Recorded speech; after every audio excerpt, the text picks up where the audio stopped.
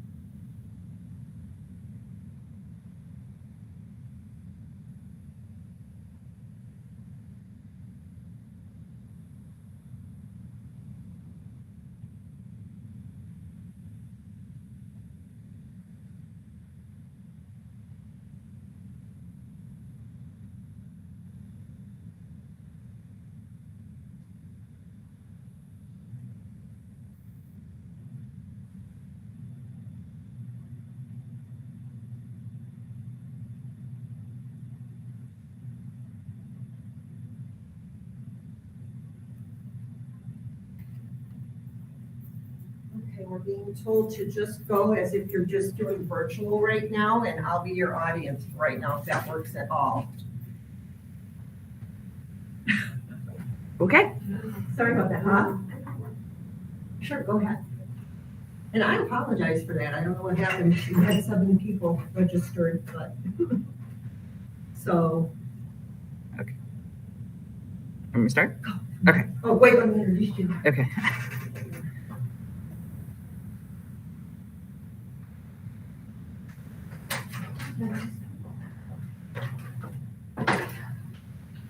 Okay.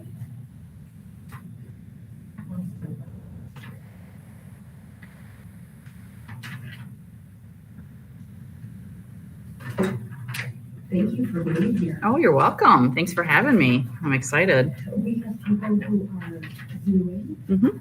and this is being recorded, Okay. so I put it on the front web Okay. for parents to be able to. Tonight, Oak Valley is leaving for Washington DC, and there was another big community event. Okay. So we know that there's impact there, but many parents have said, where do I go to watch the video? Gotcha. Okay. All right. Excellent. Okay, so All right. go this way.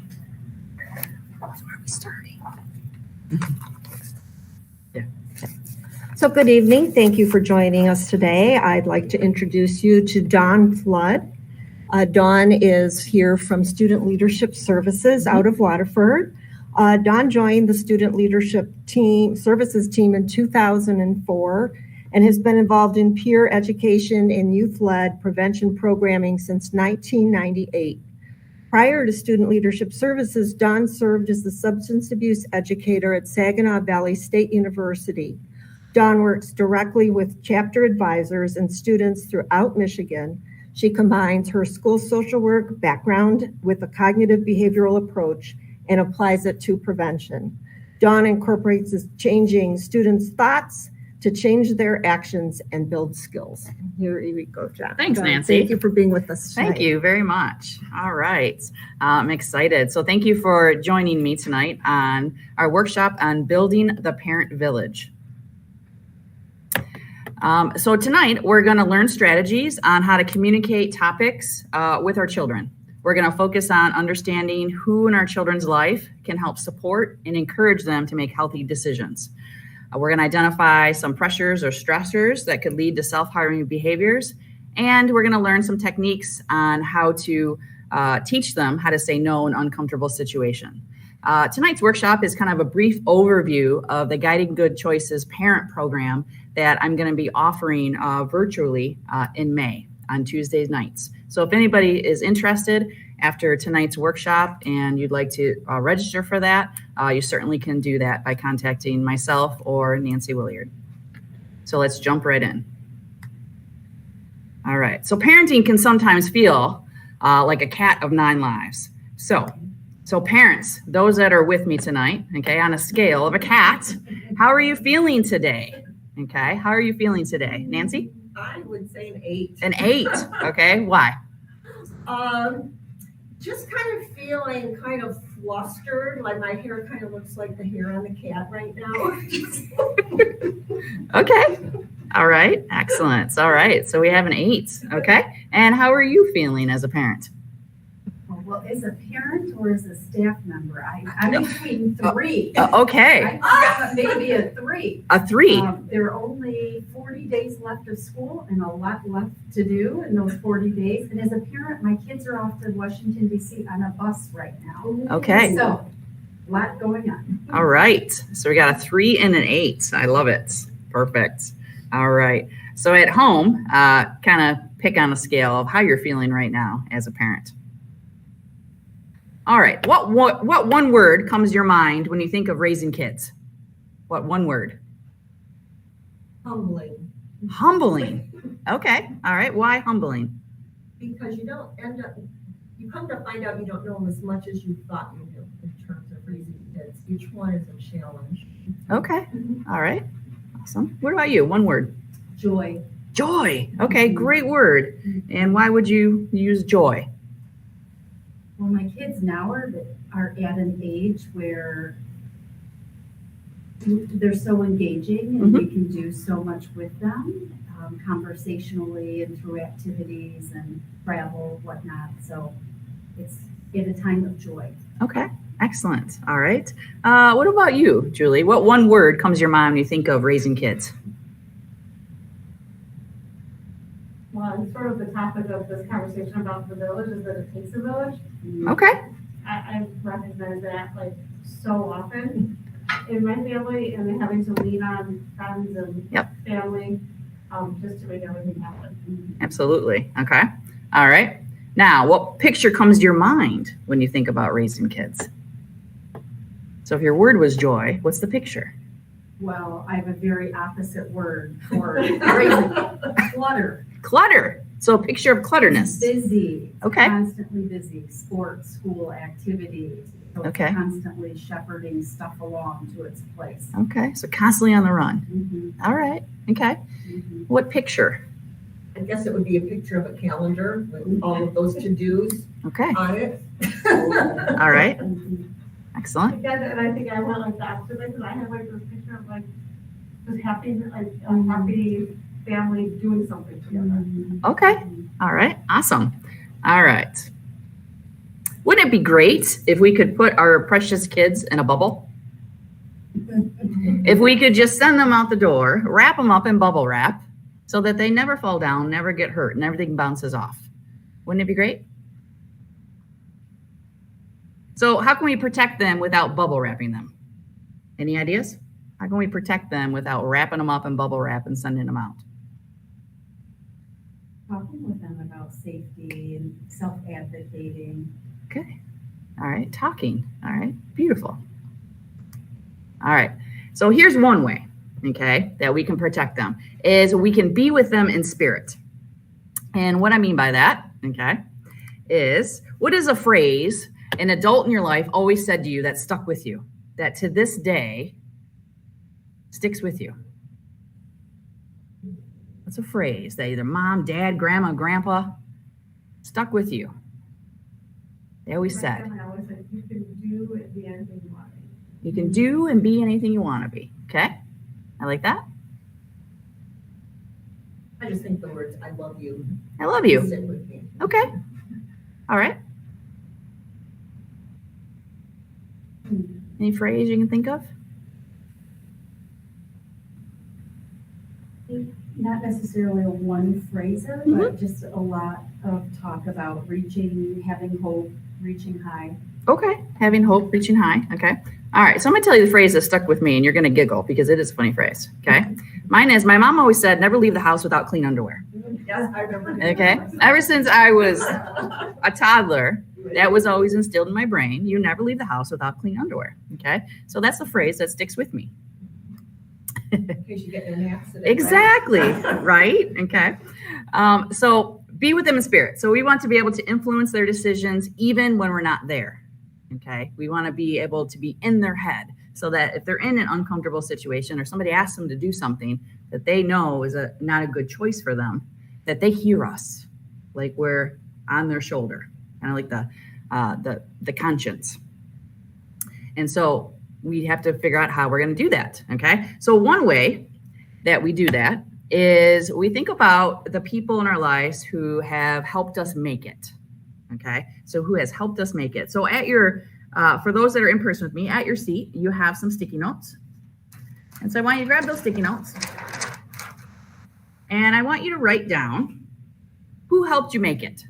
Who in your life, as a kid growing up, helped you make it?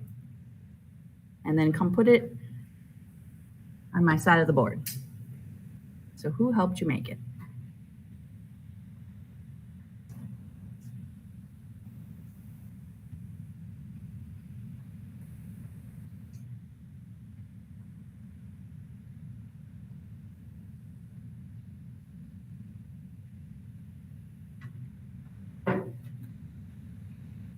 So those at home, kind of think about who helped you make it.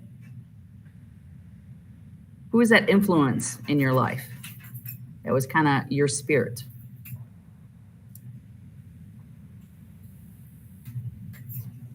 All right. So Julie, if you'll stay up here for a second. Okay. Yep. All right. Thank you. All right. So will you go ahead and read what we came up with here? Who are the people? Mom, Mom, of course, teacher. Okay. Grandma, grandma, parents, parents, aunt, friends, trusted teachers. trusted teachers. Okay. Excellent. All right. So those people that helped us make it, they're part of our village. Okay. They're part of raising us as part of our village. So I want you to think about your children now and who is in their village. You know who helped you make it, but who's in their village? So Julie, Who would be in your children's village right now? I have a 17-year-old son, and he was a freshman in high school before, well, he was a sophomore in high school, I guess, when COVID hit. Mhm. And he was just starting to get really heavily involved in a community that he's never been involved in performing arts in his school. Okay. And I would say the director of the performing arts program, the second model. Okay. So I would say his whole performing arts community. Okay. Awesome. And that's a big village, right? Absolutely. Okay. All right. So we have to think about who can help us in our village. What is it that they can contribute? So what did that person do that helped you succeed? So if you think about grandma, if we think about the teachers, think about the people that you wrote down on who helped you make it. What did that person do that helped you make it? What comes to your mind? What's up? Build confidence. Build confidence. Okay, so they helped you build confidence. A lot of modeling. A lot of modeling. Okay, so they modeled their expectations. They modeled what it was supposed to be like. Okay. Gave an opportunity for you to shine in some capacity. Okay. Yep. Gave an opportunity for you to shine. Okay. Awesome. All right. So all those things. So we call those people in our village and those things they taught us protective factors. And when they're protective factors, we're back to our bubble. Okay. So we can't physically bubble wrap our kids and send them out the door. Okay. But those people in their lives who are in their village, they can become that bubble, the protective factors. So protective factors are the armor against risk factors. All right. So I want us to think about what are some pressures or stressors that we know our children are under right now? What are some that come to your mind? Academics. Academics. Testing season. Okay. All right. So they're under a lot of pressure, stress of academic testing seasons. Okay. So that would be a stress. Any other stressors or pressures that they might feel? So many. So, I mean, I have two adolescents, so. Okay. One's getting ready to go to college and one's in college, so college kid stress of moving from school to work. High school student, so many pressures to be involved in everything. Okay. I mentioned some of his involvement, but just so many pressures to be involved because that's the measure of success. Mm-hmm. Okay. All right. Anything else? And I would just add the pressures to have relationships. Okay. Especially coming out of COVID, I think kids are trying to reestablish relationships and they're having a really hard time doing it. They are. Yeah, they are. Definitely. Definitely. Okay. All right. So thank you. So you all named common stressors, right? The everyday stressors. All right. But I wanted to dig a little deeper, okay, and talk about some big pressures that we know our students are under. And they're same pressures that adults face too, okay? All right, alcohol, right? The pressure to fit in or drink alcohol. Vaping, nicotine, cigarettes, okay?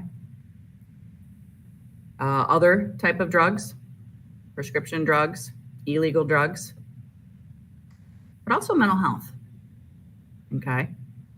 And so the people in our village that we were just talking about, those are the protective factors and they can help armor against these risk factors so that our students don't fall into alcohol and other drugs and that they can be able to have coping strategies when they are feeling under stress. So how do we help our children say no? Because that's one of the biggest things, right? And we hope that all those people that are in their village will help them learn to say no, okay? Well, one of the things that we have to do is we have to be able to communicate. But we have to be able to communicate, okay, more than just communicating demands, all right? So we're gonna watch a fun video. You might have seen this before. It's called the Mom Song, okay? But I think it goes with what we're talking about today. Oh, can't hear it. Do you think they can hear it at home? Okay.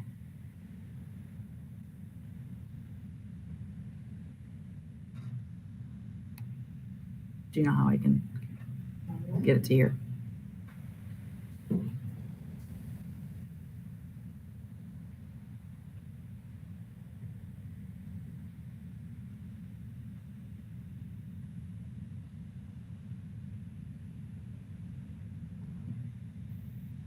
It's okay.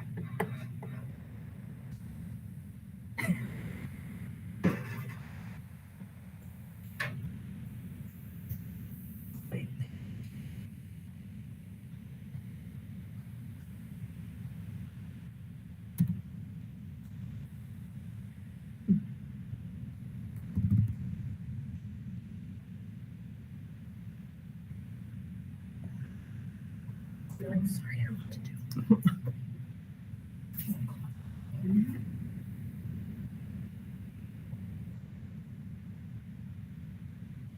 They probably can hear it at home.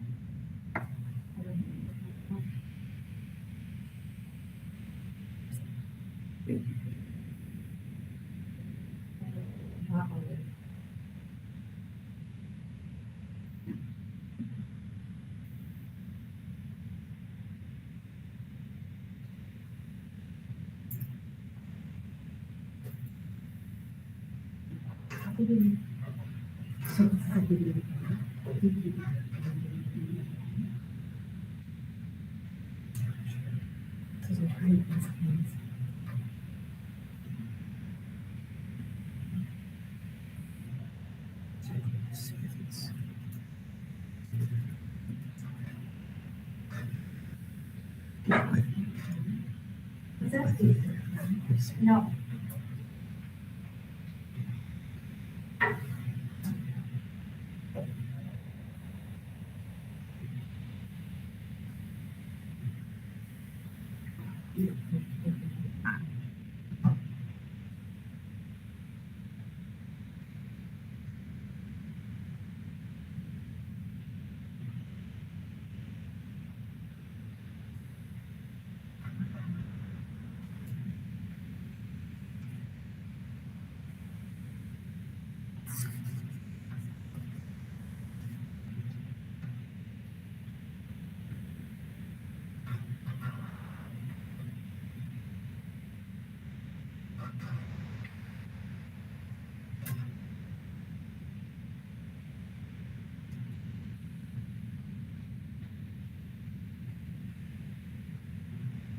Okay.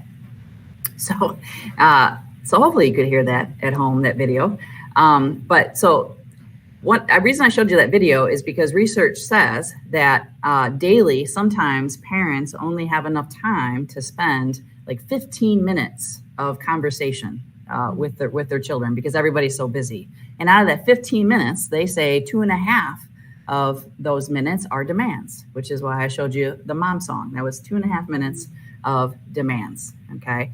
And so one of the things that we have to make sure is in order to arm our children and help them be raised in a village where they can say no, we have to be able to communicate, not just dictate. We can't always be the sender, but we have to be the receiver. So, for example, raise your hand if you text. Anybody text? Okay. What do you do right after you type the words? What do you do right after you type the words? Proofread. Thank you. Glad you proofread first. But then what do you do? I hit send. You hit send, right? Okay. So when you're typing a text to somebody, you're the sender. When you're reading a text from somebody, you're the receiver. Okay. So what happens if the sender or the receiver get the message wrong? What happens to communication? Breaks down, fails, right? Big red X sign pops up, big foghorn that says failed. Okay. True story. Good old autocorrect, right? Okay. You either love it or you hate it. Okay. A boy texted his mom and said, "Where are you at?" And that was supposed to be the cue to the mom that, you know, he needed to be picked up. What the mom meant to type back to the boy was, "Dad and I are getting dressed." And that was supposed to be a cue to the boy that they'd be on their way shortly. But what came across the boy's phone that he read from mom that said, "Dad and I are getting divorced." So mom, the sender, sent the message wrong. The boy, the receiver, read the message, communication failed. Huge breakdown, okay? And so nobody knows what's happening. So we have to be clear with our communication. What's wrong with this scenario? I'm standing in the kitchen next to the garbage can. Garbage can's overflowing. Mom walks in, says, take out the garbage. So I take out the garbage. Honestly, I take the garbage out. I do what I'm asked. 10 minutes later, mom walks into another room of the house, starts screaming and yelling, and says, you never listen. That's it. You're grounded. I told you to take the trash out. I'm getting yelled at. Any idea? You didn't get it through the whole house. Oh, I didn't give him the whole house. So who's at fault, me or mom? Mom. I love it. Okay. And I do that activity with the students all the time, and they say mom right away. Okay. So what did mom not do in that situation? Weird. Okay. She didn't give me all of the what? She didn't give me the information. So is mom the only one to blame? The kid will say yes. No, Okay. because every week, all of the garbage has to be taken out, so the child chose not to ask for more information. Okay. So I didn't ask, They're the true mom. right? Okay. So mom didn't give me all the information and I didn't ask. Therefore, we're both frustrated. She's mad, yelling at me. I'm frustrated, not understanding why. Does anything like that happen in your house? Probably daily, right? Okay, daily. And the reason it happens, it's not because, okay, we don't want to do what we're asked or being told. It's because perhaps the communication isn't clear, okay? And so one of the things that we have to do is help our students learn how to be clear. So one of the activities they'll do, and we don't have time to do it, but I'll tell you of an activity, and this is a great activity that I encourage everybody to try at their house, okay? And it's with Legos, all right? This is a great activity for a family with brother and sister, mom and daughter, but also with spouses, okay? All right, so you get Legos if you have them, and you and your partner, you sit back to back, and you have the exact same Legos. Same color, same shape, same amount. One person start off being the boss or being the sender. And your job is to build something with your Legos. And as you're building it, you're describing it. You're giving your partner step-by-step directions. Now, they can't see you because their back is to you. Okay, so they only can go by what they hear. Now, if whoever the boss is really good at giving directions and is really clear, and whoever is listening and receiving those directions understands and is asking questions, what should happen when you turn around at the end? It should look identical. Okay. Now, do you think this is an easy task? No. 95% of the time when I do this activity, it doesn't matter if I do it with parents and parents or students with students or parents with students or husband and wife, 95% of the time they don't match. And then they get frustrated and they blame the other person. Well, they weren't clear with the directions, or no, you weren't listening. I told you right. You said left. Okay. And so the same thing happens when we go to teach our children about how to say no to things that they shouldn't do. You have to be clear. Okay. But it's not something that they learn overnight. You have to teach them. And then you have to be willing to practice with them. So I encourage that fun Lego activity. You also can do it with Lincoln Logs. You also can do it with drawing. Drawing's real fun too. But it's a good activity to do. All right. So how do we teach our children how to say no? Okay. Well, actually, there's a 5-step recipe that will help students say no. First, we got to teach them. Okay. So up here, I have the 5 steps, but they actually are not in the right order. Okay. They're not in the right order. So I'm going to pose a scenario here, and I want you to see if you can figure out what order they would go in. And so if you have paper or sticky notes, you can write it down if you need to, or you can keep it in your head. So here's the scenario.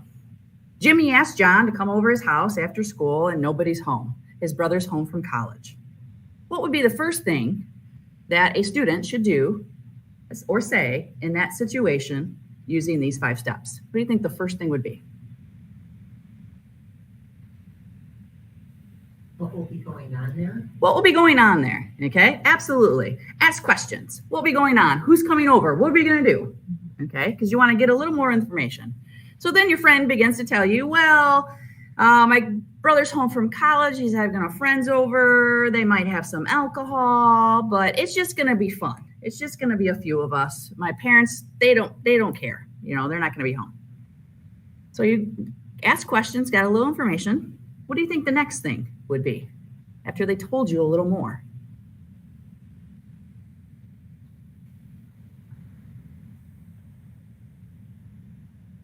Probably it sounds like. It sounds like. Okay. All right. So it sounds like what I'm hearing is that your parents don't know you're having this little party and there's going to be alcohol there. Why do you think I'm saying back to my friend what they just told me? To clarify, make sure I heard it right. Okay. But also it gives them a chance to hear it. I guess that doesn't sound like the brightest idea. Okay. So it sounds like. So what would be the third? So after it's clarified, yeah, that's what's going to happen. What would be the third thing? If I do that, then that's your consequence. That's where you're thinking about what can happen. Well, geez, if I do that and my parents find out, I'm going to be grounded until I'm 30. Or I won't be able to go to that concert I just bought and saved up for those tickets for. Okay. So that's where you're processing and thinking about what could happen if I decide to go to my friend's house when parents aren't home and there's going to be alcohol or another situation. So after that, what do you think the fourth step would be? So you thought about it, what can happen? Do this instead. I'm going to do this instead. Okay. So this is where your plan comes into place. You know what? I'm not going to go. I decided I'm going to go see the new Batman movie with Sally. Do we end there? Do we end at, I'm going to do this instead? You go to the fifth step. You go to the fifth step, which is what? I'll see you later if you want to join me. I'll see you later if you'd like to join me. Okay. So here's the 5 steps in order. Okay. So why do you think step number 5 is in there? Help give your friends an out. Absolutely. Okay. For years and years and years, there was only 4 steps. There's only 4 steps that they needed to make a decision and do something else, have an alternative plan. But then students realize, well, geez, I still like Jimmy John. You know, Jimmy John's still my friend. I just don't want to do what Jimmy's asking me to do. So that's why step number 5 is added. If you'd like to join me, this is where I'll be. That tells their friends that, hey, I still like you. I still want to hang out with you. You're still my pal. You're still my buddy. I just don't want to do what you're asking me to do. But if you'd like to make a better choice, come with me. Okay. So these are the 5 steps of refusal skills, is what I call them. And these are particularly for middle school students. That 5th through 8th grade helps them get out of an uncomfortable situation, but still keep their friends, because that's what's important. So that's kind of a little sneak peek into the Guiding Good Choices program that I'm offering for parents starting on Tuesday nights in May. It's a 5-session series, and we're going to learn about different types of tools and strategies to help our children make healthy, good choices so that they can grow up and be successful individuals. So if anybody would like to register for that, you can contact myself. My email's on the screen. Can also visit our website to see what else that we offer. But here's kind of the program and the dates. It is going to be offered online because I know that everybody has busy schedules and sometimes it's easier to attend if it's online. So it'll be through Zoom. And it's a very interactive program. It's a chance for you to talk with other parents and share your thoughts, your concerns, your struggles. But the best part that comes out that I've heard parents tell me is, wow, I'm not alone. This isn't just happening in my house. There's other parents that have these questions or have these struggles.